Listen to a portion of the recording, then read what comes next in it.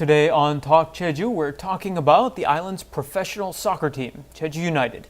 As always, Todd Thacker joins me in the studio. Well, Todd, today's topic isn't something we touch upon very much here in the English news, and that is sports, and I guess, more particularly soccer.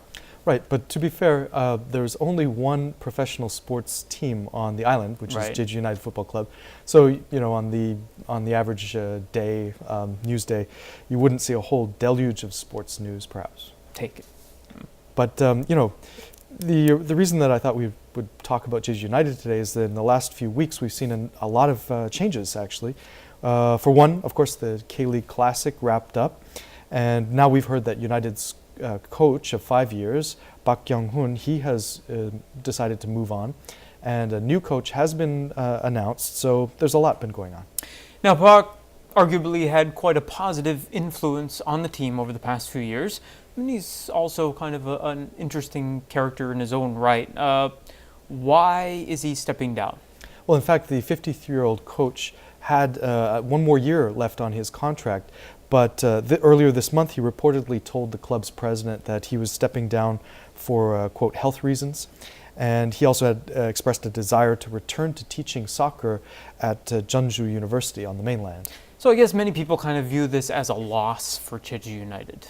Yes, I mean, his record with the club was relatively good throughout the 5 years. Given, of course, the team isn't backed with the huge sums of money that we see in the big cities like Seoul and Busan. In fact, I've read that the club's salary budget is near the bottom of the average for the league. Okay. But to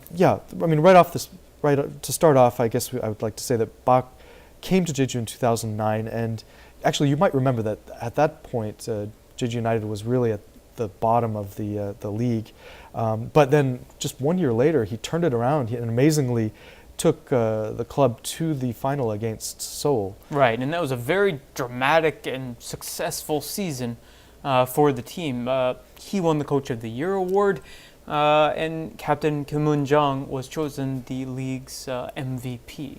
Yes, exactly. I mean, his coaching style and the results that he got out of the team, they were really the talk of the town, certainly in 2010. Since then, we've seen, pretty good results in subsequent years. Nothing like going to the final that we saw in 2010. But he's kept the team in the top third of the league ever since.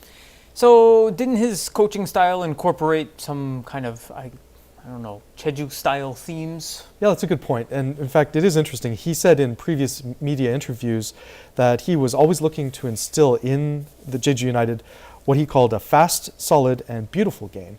And basically, he dubbed this the Samdado.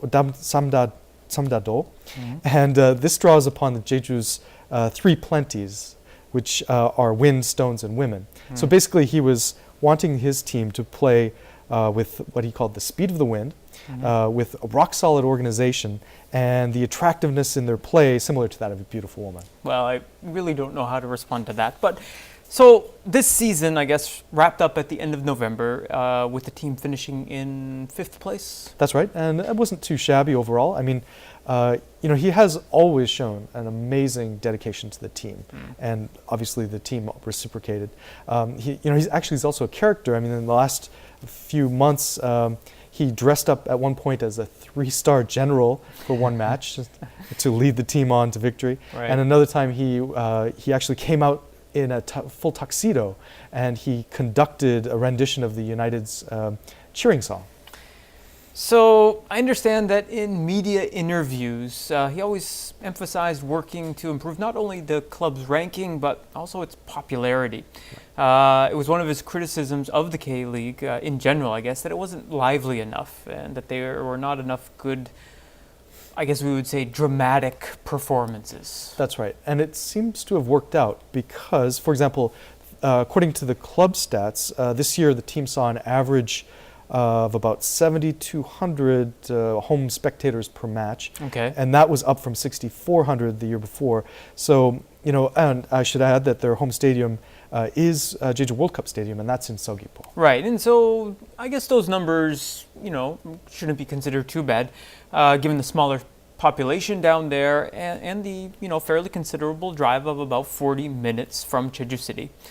I remember one other thing. The coach famously had promised to dye his kind of shock of gray hair orange, the team's color, if they could ever fill the stadium with 20,000 or more fans. And that never happened, I don't think. No, unfortunately not. But I'm glad you mentioned the stadium because it is really something special. Not only is the location on a very beautiful part of the southern coast, but the structure too has a number of interesting Jeju-related design features. Right, and it was one of the 10 built around the nation for the 2002 World Cup. It opened in December 2001, and it is certainly, a very recognizable, one of the nation's very recognizable sports venues. Yeah, I agree. The $120 million structure was modeled on the shape of an orem, which is the volcanic cones, all these geological features we see all around the island. Right. And its roof too has a Jeju theme. It resembles kind of nets hanging down from a mast of a teu, which is a traditional fishing vessel unique to Jeju Island. And from an engineering perspective, the site's windy location made it necessary for them to build the actual soccer pitch somewhat deep into the ground in order to act as a kind of windbreak and prevent trouble with ball handling during matches. That was interesting. So how deep did they put it in? 14 meters.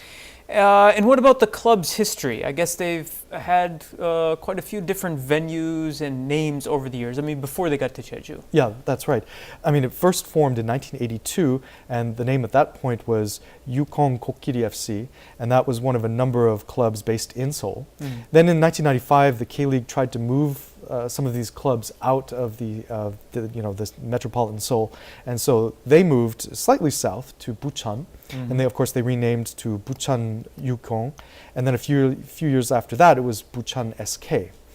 Now, as we talked about this, Jeju first got its first professional sports team in 2006 when the then vacant Jeju World Cup Stadium became Bucheon SK's new home. Right. Of course, they got a new name as well, and since then, the players and fans have been donning the color orange as a kind of nod to our Mandarin oranges. Sure. So that's a pretty good look back, I guess, at where the team has been. What about a look forward? Where is it going? What about the new coach, for starters? That's right. It was announced just earlier this week that Jo Sung-hwan will take over as coach. Now, the good news is that he's been with the club since 1993 when he made his professional debut. So he's been with them the whole time. And he has what you might call a lot of institutional memory. And I think that this continuity will stand the club in good stead. But, for sure, it's going to be tough to fill Bach's shoes, I think. Thank you very much, Todd, for this update. And I'm sure when next year's K-League Classic gets underway, we'll have a lot to discuss. We'll see how the new coach does it. Yeah, we'll do. Thanks, Nick. If you have any questions or comments, please email them to talkjeju@kctvjeju.com. Thank you for tuning in today, and I hope you'll join us next week at the same time. Can't wait until then, though. Visit us online at eng.kctvjeju.com and follow us on Facebook. 시청자 여러분, 고맙습니다.